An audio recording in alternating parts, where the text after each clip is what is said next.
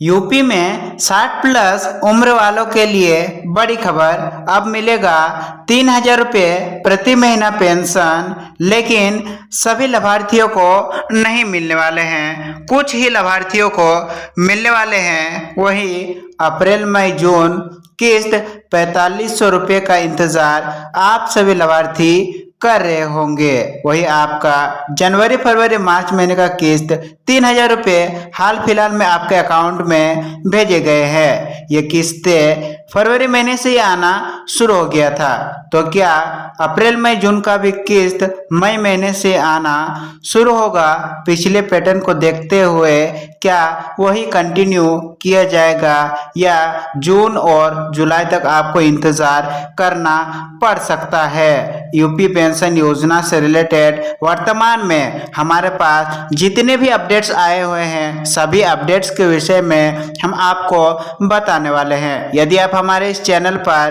पहली बार आए हैं, चैनल को सब्सक्राइब करके चैनल के साथ जुड़ जाइएगा, क्योंकि इसी प्रकार से हम यूपी पेंशन योजना से रिलेटेड समय समय पर अपडेट्स को लाते रहते हैं। अब 1,000 नहीं मिलेगा, बल्कि 1,500 प्रति माह के दर से सभी लाभार्थियों के खाते में भेजे जाएंगे।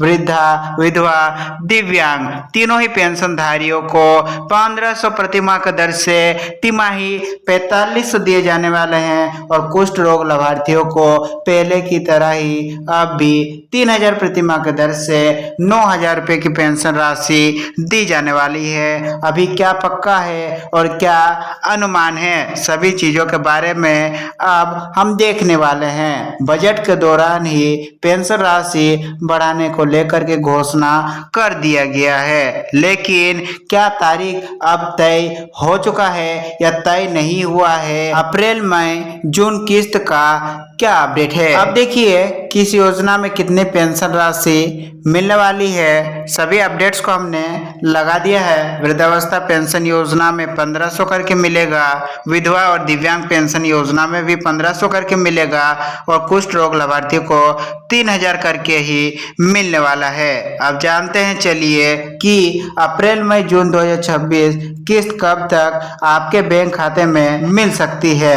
तो देखिए 1 अप्रैल 2026 से ही बढ़ी हुई किस्तें लागू है, यानी कि अप्रैल मई और जून महीने की किस्तें आपको 4,500 रुपये देखने को मिलने वाली है।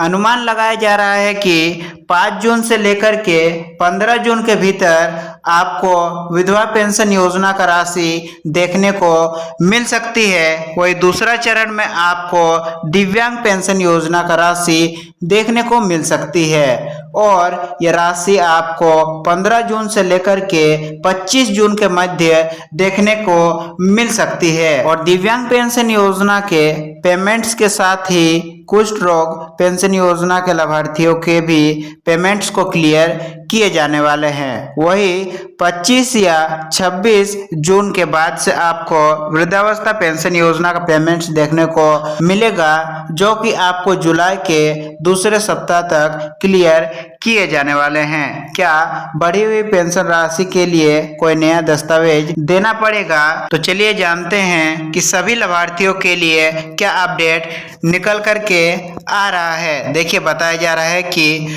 अलग से नया रजिस्ट्रेशन करने की स्पष्ट पुष्टि नहीं की गई है, यानी कि यदि पेंशन पहले से चल रही है तो बढ़ी हुई राशि सामान्य रिकॉर्ड के आधार पर ही आपको मिलने वाली है।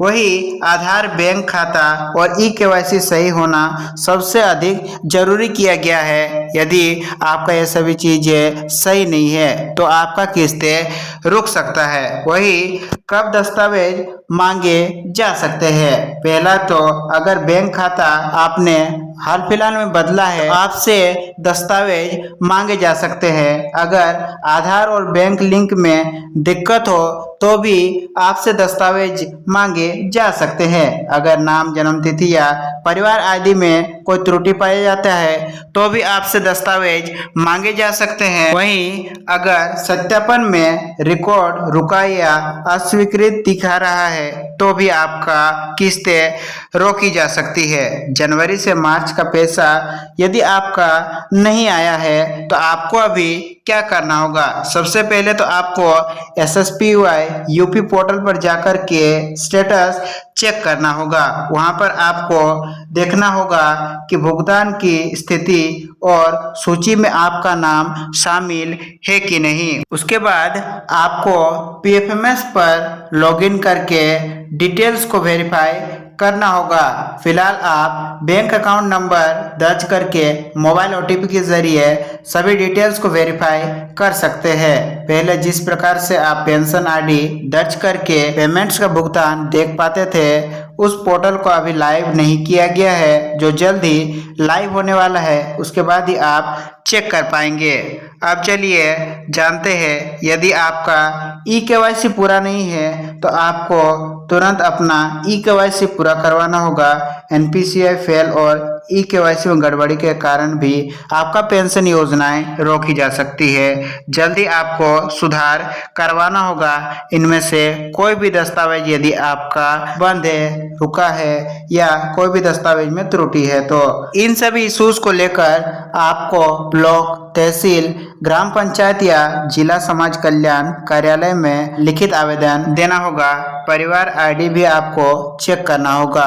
कई बार फैमिली ID में आप चेक करके वेरीफाई कर सकते हो कि आपका पेंशन राशि आपके बैंक खाते में आई है कि नहीं। देखिए, ध्यान रखने योग्य सभी बड़े अपडेट्स आप सभी लाभार्थियों द्वारा काफी दिनों से पेंशन बढ़ाने को लेकर के सरकार से आवेदन किए जा रहे थे, शिकायत किए जा रहे थे। फाइनली बजट के दौरान इसे बढ़ाया गया है। और त्योहार वाला क्या प्रभाव पड़ सकता है, जैसा कि पिछला तिमाही का भुगतान होली और रामनवमी के कारण पहले ही पेंशन राशि का भुगतान किया गया था, वैसे इस बार अप्रैल, मई, जून के दौरान कोई भी त्योहार देखने को नहीं मिल रहे हैं। इस वजह से आपका पेंशन राशि मई में ना जारी होके जून में जारी होने की संभावना दिख रही है। फाइनल डेट का इंतजार आपको करना होगा। ये कोई आधिकारिक अपडेट नहीं है, आपको कुछ दिन और इंतजार करना होगा। उसके बाद ही फाइनल डेट जारी किया जाएगा, जिसके विषय में हम वीडियोस द्वारा अपडेट आपको देने वाले हैं। यदि पुराने सभी रिकॉर्ड्स आपके सही है तो आपको कोई भी दस्तावेज वगैरह, रजिस्ट्रेशन वगैरह करने की जरूरत नहीं है। आपका पुराने रिकॉर्ड के आधार पर ही आपका बढ़ा हुआ पेंशन राशि आपके खाते में भेजी जाएगी। अब चलिए जानते हैं कि न्यूज आर्टिकल में क्या पब्लिश किया गया है। 3000 रुपये पेंशन राशि को लेकर के क्या अपडेट निकल करके आ रहा है। यूपी में असंगठित क्षेत्र यानी कि अनऑर्गेनाइज्ड वर्कर्स के लिए लगभग 17 लाख श्रमिकों को पेंशन योजना से जोड़ने की तैयारी हो रही है। ये योजना प्रधानमंत्री श्रम योगी मानधन योजना के तहत है। क्या 60+ उम्र वाले यानी कि जो भी लाभार्थी वृद्धावस्था पेंशन योजना का लाभ ले रहे हैं, क्या उन्हें भी 3000 रुपये पेंशन मिलेगी? तो जवाब है बिल्कुल नहीं। जो लोग पहले से वृद्धावस्था पेंशन योजना का लाभ ले रहे हैं, उन्हें अपने आप 3000 रुपये पेंशन राशि की लाभ नहीं मिलेगी। 3000 वाली पेंशन सिर्फ उन्हीं को मिलेगी जिसने पहले से इन योजना में रजिस्ट्रेशन किया हो। जी हाँ, 3000 रुपये पेंशन राशि लेने के लिए पहले रजिस्ट्रेशन करना अनिवार्य है। जब आपका उम्र 18 से लेकर के 40 वर्ष होता है, उसी वक्त 3000 रुपये पेंशन राशि के लिए रजिस्ट्रेशन करना होता है। 3000 पेंशन किसे मिलेगी, पूरा क्राइटेरिया को जानिए। पहला तो उम्र 18 से लेकर के 40 वर्ष होना चाहिए, तो ही आप आवेदन कर पाएंगे। आपका आय ज़्यादा से ज़्यादा 15,000 होना चाहिए। 15,000 से ज़्यादा आय प्रति माह पाया जाता है तो आप इस योजना का लाभ नहीं ले पाएंगे। और असंगठित क्षेत्र के मजदूर होने चाहिए, जैसे